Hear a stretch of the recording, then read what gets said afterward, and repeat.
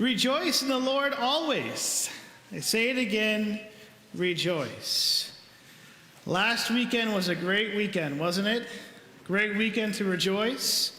If you don't know what I'm talking about, if you have watched the Lions game, you would know. You would have thought the Lions won the Super Bowl. You know, the crowd went nuts and the players rushed the field. Quarterback Jared Goff ran to his coach, gave him a big hug, and the celebration in the locker room, if you haven't seen it, was something else. All because they won a game. But praise Jesus.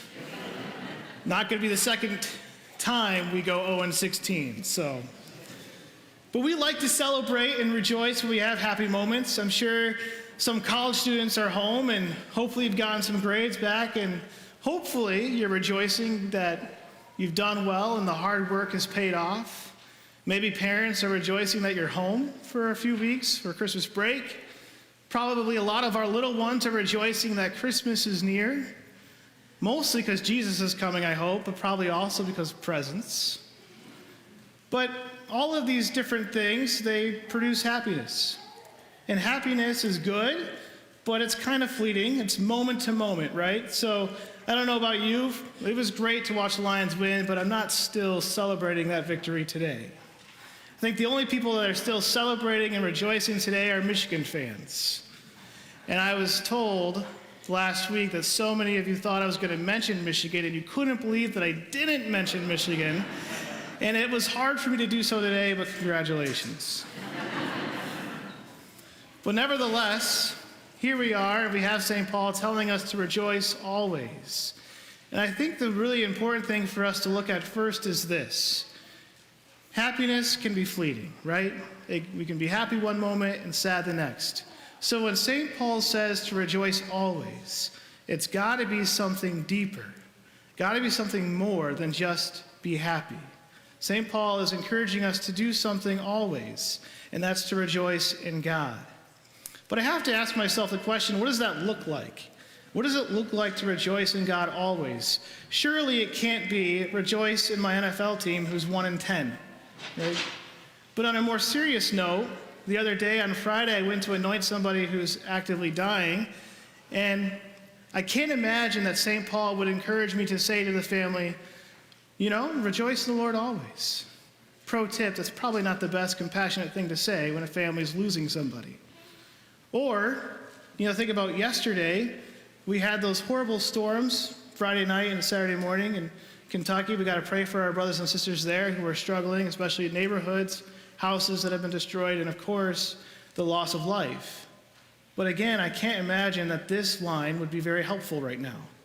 To say to people down there, rejoice in the Lord always. So what is it? What is it we're supposed to rejoice? How is this supposed to work in the Christian life? Especially when at times we don't feel like rejoicing. Especially when life is difficult. So what is it that we're supposed to rejoice in? Well, I think it's this. We are supposed to rejoice in the joy that God gives us. Our readings were all about joy. Joy and rejoicing. And I heard a definition of joy recently that I really liked, and it's this. Joy is the really deep awareness within one person, within oneself, that knows I am loved and I am wanted. Joy is the awareness that I am loved and I am intended. Joy is the thing that tells us I am loved and chosen. And how does God communicate that joy to us? Well, we're about to celebrate it. God is sending his son, Jesus, into the world, into our lived experience to communicate joy. The whole purpose of Jesus coming into our world and coming into our lives is to communicate that we are loved and desired by God. That's it. That's why Jesus is coming, to communicate how loved and wanted we are. So how do we receive that? How do we live with that joy and rejoice always, as St. Paul says? Well, the other day I was talking to somebody at the parish here, and this was a gentleman that's gone through a lot of different health things in his life, and you know, you could just see on his face that there was this inner longing. Not an inner longing of something that he's done that he hasn't been allowed to receive, but more about he hasn't been able to be here because of his health. And therefore, now that he's able to come back because he is healthy, that he just wants to give God thanks and praise. And he reminded me of someone. A couple of years ago, I was a chaplain for a summer internship at Mercy Health Hospital, and I went to visit this Southern black woman, and she was adorable. And one of what she was dealing with was she had kidney failure, and so she was on dialysis for over 5 years. And so I went to visit her, and I first brought her a prayer blanket, just like people at this parish do, that make prayer shawls to give to people who are sick and suffering, just to remind them in a physical way that there's people praying for them. Brought her one of those. Then I went back again and prayed with her, and I visited her again. And after the third or fourth visit, I got a little overwhelmed because she was suffering.